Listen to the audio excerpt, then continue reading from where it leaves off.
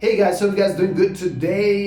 Here we are in our studio in 4 ways doing some video content for our students. It's never enough content. For me, this year is all about sharing knowledge, empowering people, sharing my journey and my story so that someone else who's been in a similar situation like myself will get inspired and hopefully finally do something and change their life for better. Now, today I'm going to talk about 3 things that I learned from Robert Kiyosaki. Now, why of all the people Robert Kiyosaki? I met Robert Kiyosaki 2014. I remember 2014 in person. We spent some time together talking about property. His amazing book, Rich Dad, Poor Dad. And here's what I learned was stuck with me for a long period of time. Because at that point when I met him, my successful journey in property started. I've been investing for the last 15 years, but first 8 years, pretty much 8 years, unsuccessfully. I tried to do this by myself and read that book, and then something started opening up in my mind and I learned how not to do things. Number 1, your property is not an asset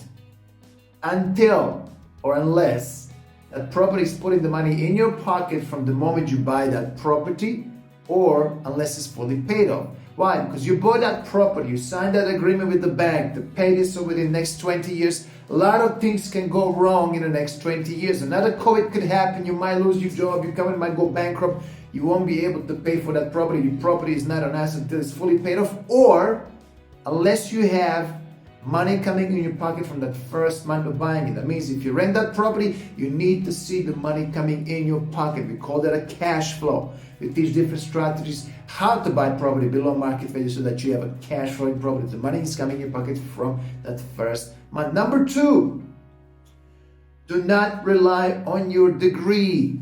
Knowledge is great. So many knowledgeable people in the world, but applying that knowledge will take you to the next level. Not you talking, not you having degrees, using that knowledge and eventually doing something with that knowledge. If you read the book, Robert Kiyosaki, Rich Dad, Poor Dad, if you guys remember, if you didn't read that book, highly recommend go there and read it. It's going to change your mind about property, investment, assets, different things. He had 2 dads, he liked to say. He's got his own natural biological dad, and he's got another person he calls Rich Dad, which was his friend's dad. So his dad was an average person, hard-working person, working for someone else. After many years of working, he was afraid he was going to lose everything he had, and had that mindset that he had to work hard to make money, that money doesn't grow on trees, that wealth is root of all evil, and all these different things.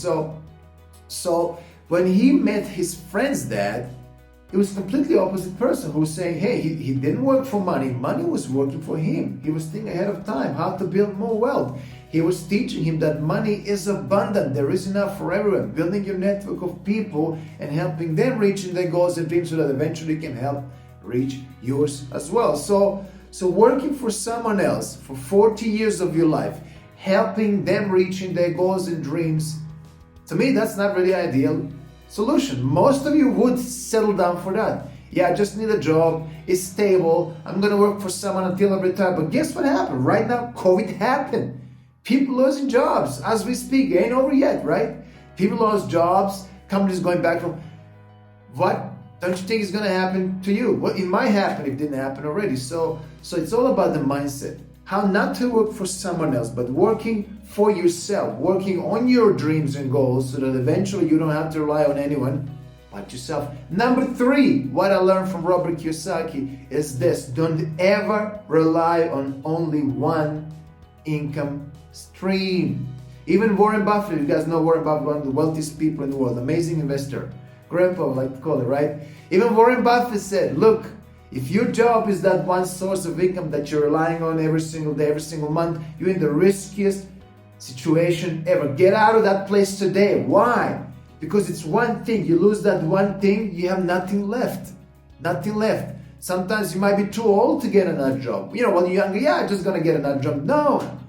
One thing, it's never a safe place to be.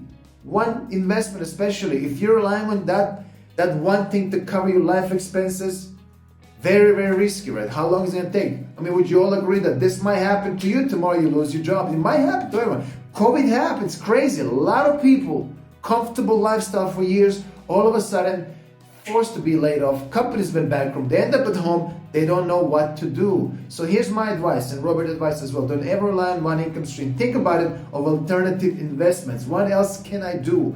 Where else can I invest? I mean, fortunately, we have 15 powerful strategies in property that you can learn, that we also teach as well with Riches and Beyond, that if you have several strategies in the same time, you don't have to rely on only one strategy. Let's say if you have one property, if that family, let's say, failed to pay you, what are you going to do then? So you have to have several strategies. Could be a multi-let, could be a development, different ways. Also, options. You need to learn about options. Other people's money, he likes to call. Don't use your own money. Why? Because there's so much of other people's money out there. We call this OPM. There's 10 ways of funding your property deals apart from the banks. We all know about the banks, but what if it doesn't work? What if you don't qualify for the bonds? So you have to use other 10 ways of funding your deals. So when you know these 10 ways of funding, start from the beginning. 1, 2, 3, eventually it will work. At least you have options. If you have only one option, that one fails, you have nothing. So these are 3 things that stuck with me, and this is what I'm teaching my students. And follow these principles, and you should be just fine, regardless of any market condition. When you have options, several strategies, you're gonna be fine. So folks, that's it for me today. Hope you have a lovely, lovely day. Wish you all the best. See you soon. Bye-bye.